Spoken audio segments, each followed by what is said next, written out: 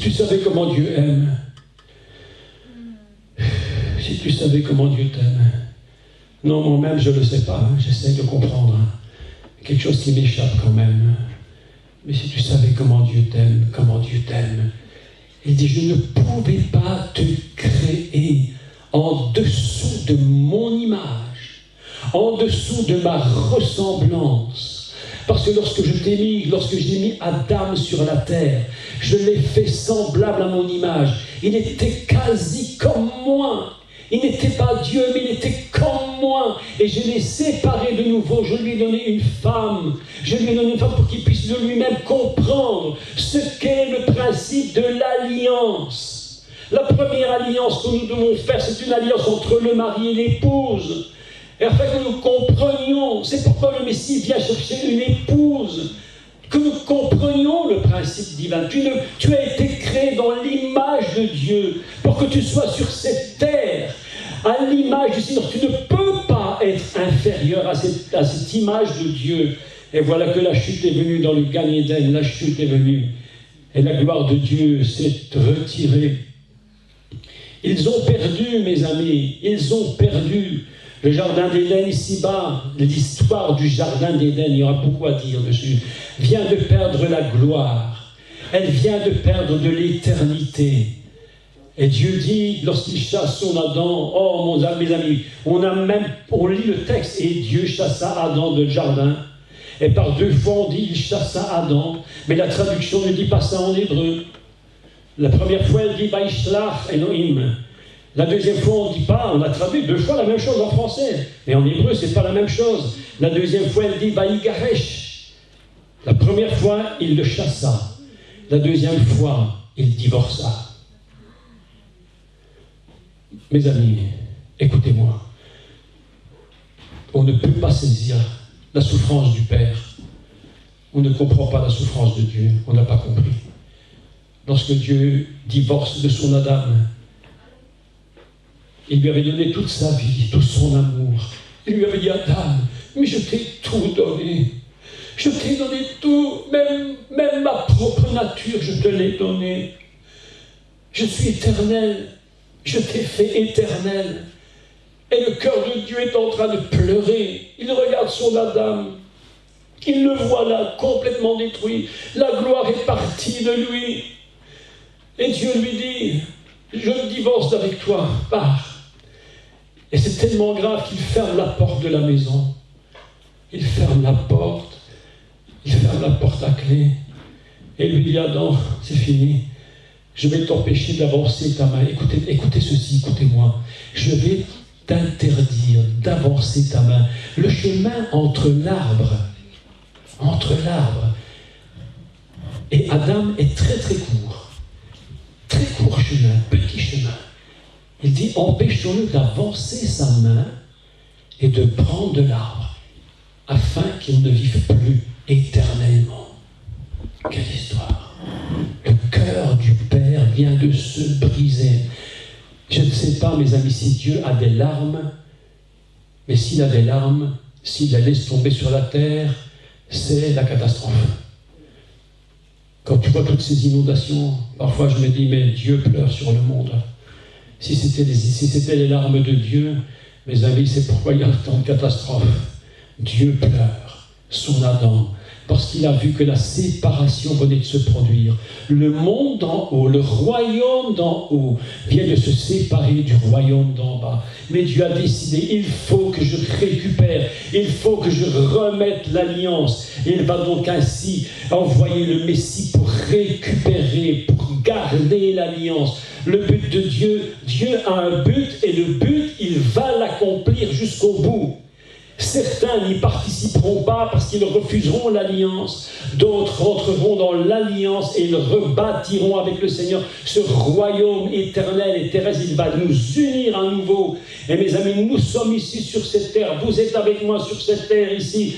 Déjà, nous pouvons vivre les prémices du ciel. Mon frère, nous allons vivre ici les prémices du ciel. Ah, je te dis. Ah, ma chère sœur, tu vas vivre les prémices du ciel. Oui, tu vas le sentir. Lorsque le ciel descend sur la terre, alors même si tu ne fais qu'un murmure, tu sens qu'il est là, tu sens qu'il est là. Je sens que le ciel est descendu sur la terre. Tu sens la présence de Dieu. Tu sens combien il est présent. Parfois tu dis, oh mon Dieu, oh là là là. L'autre jour, je me suis levé le matin, j'avais envie de danser. Je sentais le ciel sur la terre. Il y a quelqu'un ici qui danse toujours là-bas. Il danse toujours, je ne sais pas, il danse toujours, moi. Je dis, mais mon Dieu, mais la terre peut s'écrouler, elle dansera toujours, mais c'est pas possible. Parce qu'il y a quelque chose du ciel sur la terre. Lorsque ton corps est rempli de l'esprit du ciel, tu ne peux pas rester sur terre inférieur à ce que Dieu avait fait son Adam. Je répète ça. Lorsque le ciel descend et que tu es dans ce ciel, tu ne peux pas être inférieur à ce qu'était l'Adam fondamental. Tu es à l'image de Dieu. Tu es dans l'ombre de Dieu. Tu es créé dans son ombre, dans son image. Tu es créé dans sa ressemblance. D'ailleurs, le mot Adam vient d'une racine hébraïque qui est doma, qui veut dire ressembler. Ressembler. Et Dieu regarde son peuple. Et il veut que ce peuple lui ressemble. Il veut que ce peuple soit comme lui. Oh mon peuple, tu as toi-même la même vie que moi. Pourquoi croyez-vous que quand le Messie vient annoncer la bonne nouvelle du royaume, mais qu'est-ce qu'il annonce le Messie quand il annonce la bonne nouvelle du royaume? Il dit, je suis venu pour vous donner la vie éternelle. Il parle de quoi, mes amis? Il parle de l'origine du jardin d'Éden.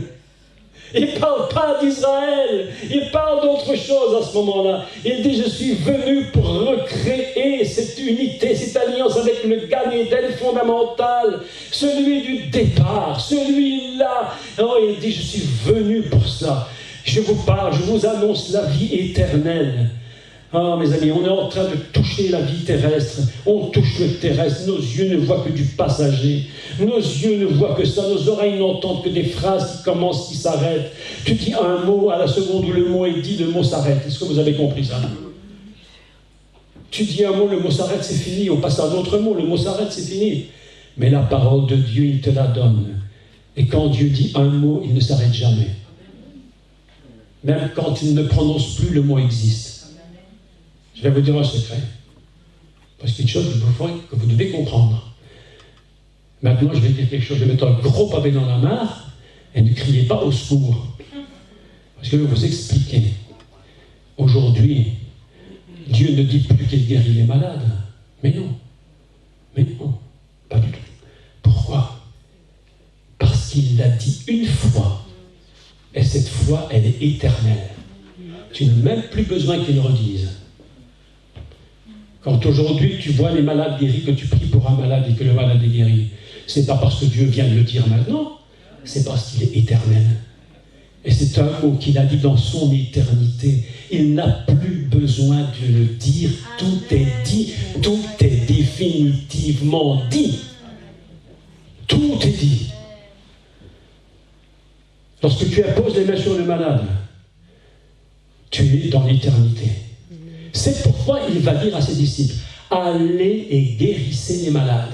Autrement dit, le Messie est en train de dire à ses disciples, retournez-moi dans cet Éden fondamental, là où tout a été dit. Je n'ai plus besoin de dire un mot. Je suis toute la parole éternelle. Ma parole n'a ni commencement ni fin. Je n'ai pas besoin de parler 10 fois. La parole de Dieu, quand tu l'as dit, elle ne s'arrête pas, mes amis. La parole de Dieu, elle ne s'arrête jamais. Est-ce que tu sais pourquoi Dieu te demande de...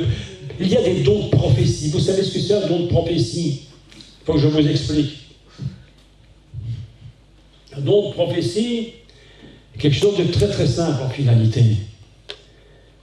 Ce n'est pas quelque chose que tu dis ici-bas. Non. Une parole prophétique, c'est une parole du royaume d'en haut. C'est une parole du royaume du Aleph, prononcée dans le monde du Beth et qui fusionne ensemble. Mais écoutez-moi bien. Lorsque tu donnes une parole prophétique, la parole prophétique, quand tu as cessé de la dire, le son de ta bouche s'est arrêté, mais la parole continue. Amen. Alléluia. ne s'arrêtera jamais avant qu'elle n'ait touché la cible. C'est pourquoi le Messie est prévu de toute éternité, et c'est pourquoi les prophéties ne peuvent que s'accomplir. Comment tu veux que ce soit autrement? Je vais vous dire une chose. Si on a prophétisé, et je prends le meilleur des cas, il ne faut jamais prendre le pire quand on prêche. Hein. Quand tu prêches, ne prends jamais le pire, prends toujours le meilleur. Il ne faut jamais prendre le pire, prends le meilleur. Quand tu prends la parole prophétique, et dans le meilleur des cas, supposons que toutes les paroles qui ont été dites étaient justes, sans la moindre erreur, tu peux attendre 10 ans, 20 ans, 30 ans, un jour la parole touchera son but. Amen. Quand j'étais plus jeune, j'étais frustré à l'extrême. J'ai été un frustré prophétique. Ah oui. Je disais des paroles, le Seigneur m'avait fait grâce d'avoir un petit don de prophétie que j'essayais d'exercer le mieux possible de temps à autre quand c'était possible. Ah non, j'essayais, puis je le faisais quand même à un certain moment, pas trop mal, mais j'étais bien concentré sur cette histoire. Alors je disais des prophéties, je disais un jour une prophétie, mais personne n'en avait rien à fiche de ce que je disais. Tout le monde n'en avait rien à faire de moi, je ne sais pas, vraiment j'étais nul et non avenu. Et je disais, mais ça ne servait à rien. À un moment donné, j'étais frustré. Je me disais, mais qu'est-ce que c'est que cette histoire? Ah, personne qui veut de moi, personne ne me reconnaît, personne ne m'aime. Enfin, vous savez, la vie tournait à l'habituel. Et j'avais vu une prophétie sur quelque chose de très important qui allait se produire. Mais personne ne m'écoutait parce que moi, j'étais l'illustre inconnu. Un jour, un monsieur vient de Nouvelle-Zélande. Il arrive à l'église, il donne une prophétie, la même que j'ai donnée, mot pour mot quasiment. Et tout le monde disait, Amen, Amen, Amen. Ah, j'ai dit non. J'ai dit non. J'ai dit, Seigneur, c'est trop injuste. Et là, je me prenais pour Titi et Gros Minet. Hein. Je me disais, c'est pas possible. C'est trop injuste. Qu'est-ce que c'est cette histoire? J'ai dit, moi, personne ne veut de moi, mais quoi? Les années ont passé et la frustration était toujours en moi. Et un jour, Dieu m'a parlé. Vous savez, Dieu, parfois, il attend pour nous parler. Il attend. Et un jour, Dieu m'a parlé. Il m'a dit, tu sais, Jacques, je vais t'expliquer ce que c'est la prophétie. Tu sais ce qu'il m'a dit? Il m'a dit, je ne t'ai pas demandé de prophétiser pour qu'on te croie.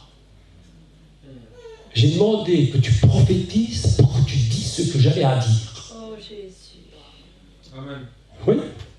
La prophétie, c'est pas pour qu'on te croie. Alléluia. Mais aujourd'hui, mes amis, je vais vous dire franchement, si Dieu me donne une parole prophétique, tu me crois, tu ne me crois pas, ça me laisse totalement indifférent.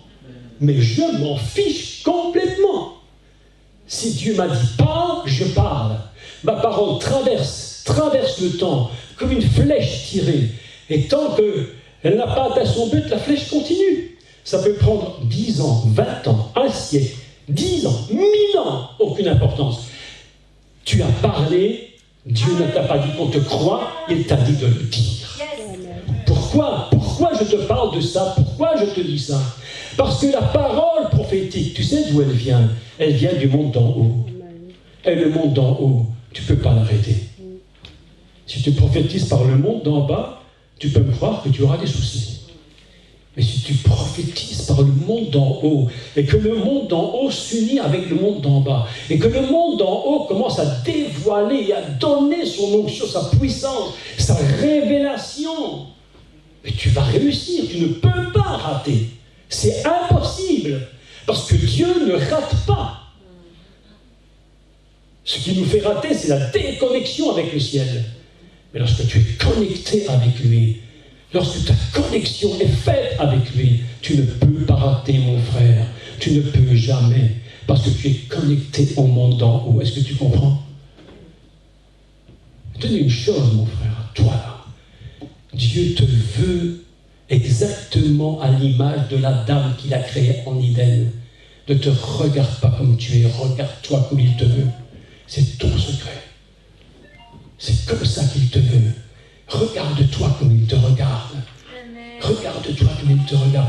Tu sais que tout ce qui est en nous, même physiquement, est l'image de Dieu. C'est incroyable. Est-ce que tu t'es déjà posé la question pourquoi tu as 5 doigts? Est-ce que tu t'es posé la question pourquoi tu as encore 5 doigts? Tu t'es posé la question, oui ou non? Mais jamais. Mais moi, je vais t'expliquer pourquoi tu as 5 doigts. Tu veux que je t'explique? Est-ce que tu veux que je t'explique? Bon. Je vais vous expliquer pourquoi vous avez 5 doigts. Mais bien sûr. Et rien n'est hasard, même notre corps. Je vais vous montrer quelque chose d'incroyable. C'est juste un exemple. Il y en a des milliers d'exemples. Je vous en montre un seul.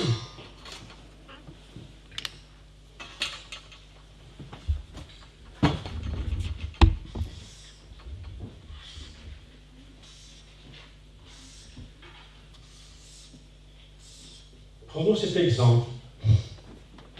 Ceci, c'est ce qu'on appelle le tétragramme, le nom de Dieu, ce qu'on appelle l'éternel. Yod, la plus petite lettre de l'alphabet, le He, Vav, He. D'accord? Combien vaut He? 5. Combien vaut He? 5. Si tu te regardes toi, et au milieu, il y a une barre ici. Tu vois? Là, ici. Une barre ici. Si tu regardes même ton propre corps, tu as 5 et le Vav. Tu es à l'image de Dieu. Tu es l'image de Dieu. Tu ne peux pas l'éviter. Si je me mets devant, je fais ça. Tu vois le nom de Dieu. Yod, He, Vav, He. C'est moi. Vous êtes à l'image du Seigneur. Vous ne pouvez pas l'éviter. Même le pire clochard, le pire bandit sur la terre, il a été créé à l'image de Dieu. Je voudrais maintenant vous parler. Est-ce qu'on a encore un peu de temps? Oui. Je voudrais vous parler des comparaisons entre le royaume d'en haut et le royaume d'en bas. Je vous avais parlé que le royaume d'en haut et le royaume d'en bas étaient dans une fusion parfaite. Une fusion, mais inimaginable. Quelque chose d'absolument incroyable. C'est à la chute que la déconnexion s'est faite. Il y a eu une séparation. Mais voilà que le monde d'en haut, c'est un monde de gloire divine. La gloire est totale. Nous n'avons même pas imaginé. Tu peux faire ce que tu veux, te tourner la tête dans tous les sens. Tu ne peux même pas imaginer ce qu'est le monde d'en haut et la gloire de Dieu. C'est impossible. Ça atteint un niveau tel que la sainteté de Dieu nous échappe complètement. Nous n'avons vécu, je vous le disais tout à l'heure, nous n'avons vécu depuis notre naissance jusqu'à maintenant que dans un monde de péché. Et même lorsque nous essayons de nous tenir dans la sainteté la plus grande, lorsque nous nous tenons dans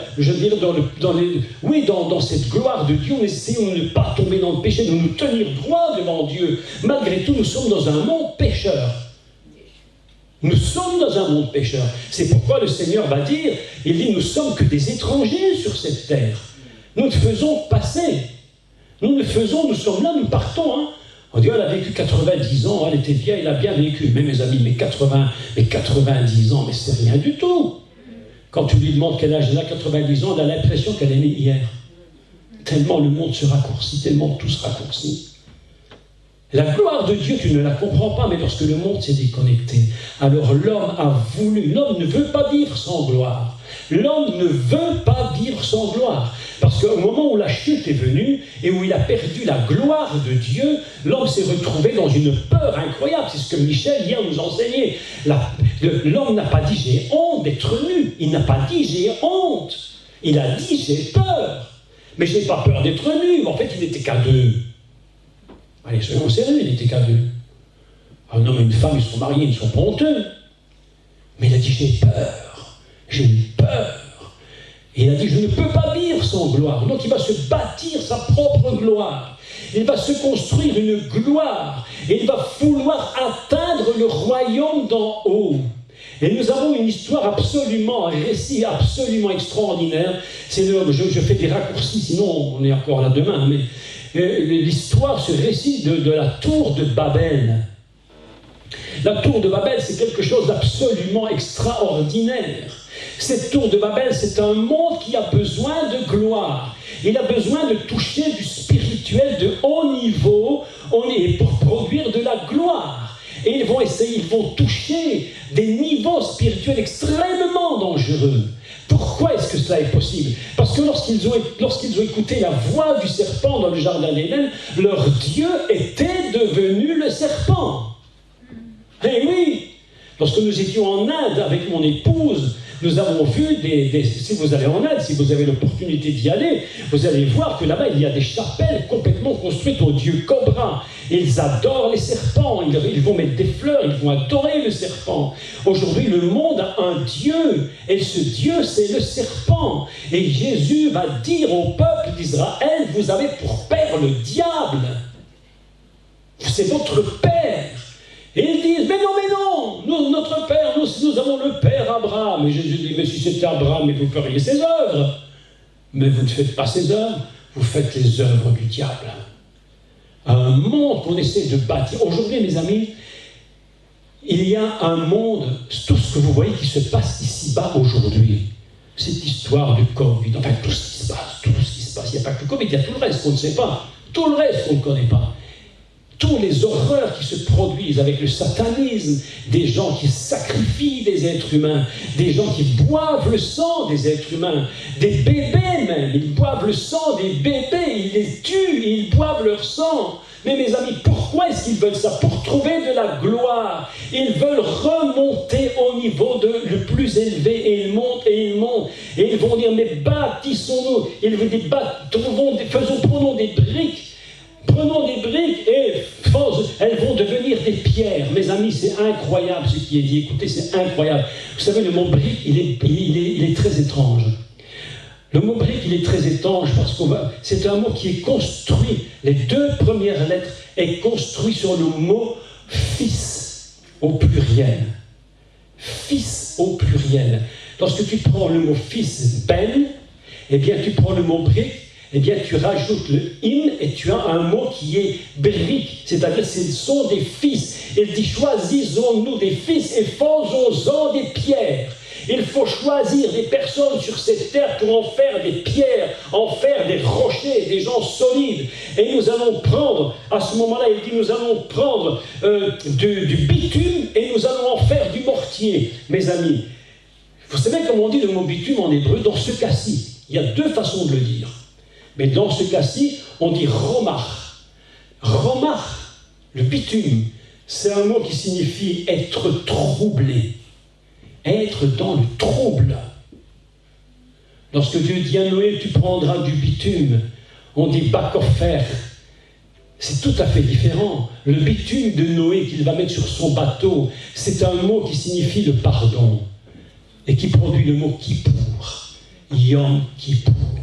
Mais lorsqu'on parle de Babylone, on parle de romar. C'est-à-dire être troublé. Nous allons prendre des êtres humains, nous allons les construire, nous allons les faire devenir durs, nous allons les lier entre eux. Mais en les liant entre eux, il y aura du trouble. Mes amis, c'est ce qui se passe aujourd'hui sur la terre. Quand l'homme veut chercher Dieu sur cette terre, qu'il veut bâtir son propre royaume, eh bien, il se met dans le trouble. Vous savez comment on dit le déluge en hébreu? Vous savez, Noé avec le déluge. Vous savez comment on dit le déluge? On dit Maboul Mahim. Maboul, hein, c'est pas Maboul, attention. Mais c'est le même mot, c'est quasiment la vérité en plus. On se demande si c'est pas venu de là d'ailleurs. Maboul vient d'une racine hébraïque qui est la même racine que Babel. Babel, la confusion. Maboul Mahim, c'est la confusion des eaux. Est-ce que vous avez remarqué aujourd'hui en France la catastrophe avec la confusion des eaux? Le monde est appelé la France. Il disait aux informations l'autre jour, mais il disait on n'a jamais vu tant de catastrophes naturelles en France. C'est l'une sur l'autre. Les maisons sont emportées par la confusion des eaux. Les eaux elles-mêmes ne peuvent plus contrôler. Elles ne se contrôlent même plus. Un homme sans Dieu, c'est un homme qui bâtit une tour. Il se dit, bâtissons-nous d'abord une ville. Bâtissons-nous une ville. L'autre jour, j'entendais un discours du pape François, qui était très surprenant d'ailleurs, et qui nous fait beaucoup réfléchir. Il a dit, bâtissons la terre comme un village. Il a dit, nous allons faire un grand village. Il n'a pas dit une ville, parce qu'un village est encore plus facile à contrôler qu'une ville. Il a dit, nous allons faire un village. Et puis dans ce village, tout le monde va pouvoir se connaître, être surveillé. Bâtissons-nous une ville. Et puis il dit, bâtissons-nous une tour. Et cette tour, ce sont les hommes qui la bâtissent avec leur propre vie. Et ils se mettent dans la confusion et dans le trouble. Et puis il dit, vous savez ce qu'il dit? Il dit, faisons-nous un nom. Parce que l'homme a besoin d'un nom. Il ne peut pas vivre sans un nom. Et il a besoin de s'unir et d'avoir un langage commun. Vous savez ce qui se produit? Les gens croient parfois que, et c'est une parenthèse, mais les gens croient parfois qu'à la tour de Babel, Dieu a confondu les langages et que tout le monde parlait une langue commune et que le langage était divisé et que plus personne ne se comprenait. L'un parlait chinois, l'autre anglais, l'autre français, l'autre portugais, et personne ne se comprenait plus. Mais la Bible ne nous dit pas ça. La Bible nous dit qu'avant la tour de Babel, chacun parlait déjà sa propre langue. Donc de quoi parle-t-il? Mes amis, ce qui se passe aujourd'hui, c'est l'image de ce qui se passe dans Babylone. Tout le monde parle une langue différente en Europe. L'anglais, le français, le portugais, le norvégien, le danois, l'allemand, tout ce que tu peux, le néerlandais. On parle de tout, on parle de tout. Tout le monde a sa langue. Mais ils veulent unir un langage commun. Tout le monde doit avoir la même pensée. Regardez ce qui se passe aujourd'hui avec le Covid. Tout le monde doit faire la même chose. Le monde est devenu un village. Faisons-nous une ville, bâtissons une tour avec tous les hommes.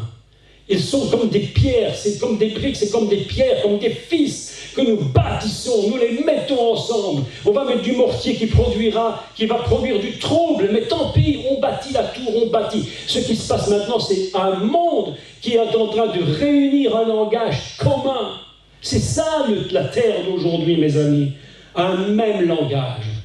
Voilà le monde dans lequel on est. Pourquoi? Parce que l'homme ne peut pas vivre sans gloire. L'homme a besoin d'être sous la gloire de quelque chose. Il a perdu la gloire de Dieu et il veut retrouver de la gloire.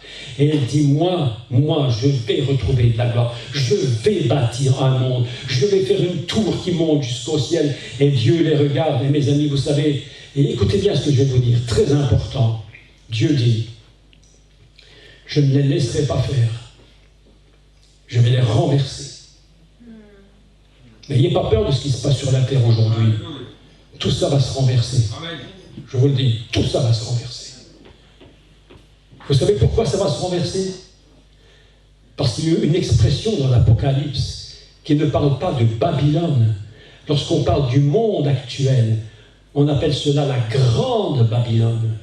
Celle qui a séduit toutes les nations de la terre et qui est en train de s'ériger contre Dieu par leur satanisme, par leur méchanceté, Mes amis, je vais vous dire, vous croyez que le diable a compassion de vous? Aucune. Certains d'entre vous, il vous a mis dans des choses abominables, la drogue, le péché, le sexe, n'importe quoi. Il n'en a rien à faire de vous. Il vous fait croire qu'il vous aime, il vous déteste. Mais Dieu dit, la grande Babylone, en 1 heure seulement, sera détruite. Et lorsque le Seigneur va revenir, il va revenir avec le royaume du ciel. Il va descendre sur la terre, il prendra pouvoir sur cette terre, mes amis. Et ce sera le royaume de la paix. Alléluia. Que Dieu soit béni. Je voudrais vous lire un texte. Ésaïe 5:30. Ésaïe chapitre 5, verset 30.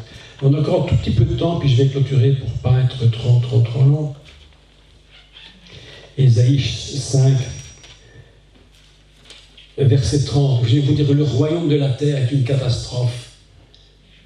Nous devons aspirer au royaume d'en haut. Aspirer au royaume d'en haut. Et dire, oh Seigneur, nous avons tant besoin de toi. Les gens croient que si certains m'écoutaient dehors, venaient m'écouter, dire, ce type est fou, c'est un religieux. D'une secte de fous. Je ne vous parle pas d'une secte de fous. À la limite, je préfère être fou pour Dieu que sage pour le monde. Ah mais oui. Écoutez, Ésaïe 5, 30.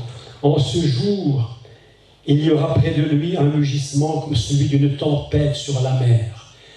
On a l'impression qu'on est en train de lire un journal du matin. Le journal du jour. On a l'impression d'ouvrir le Figaro à la première page.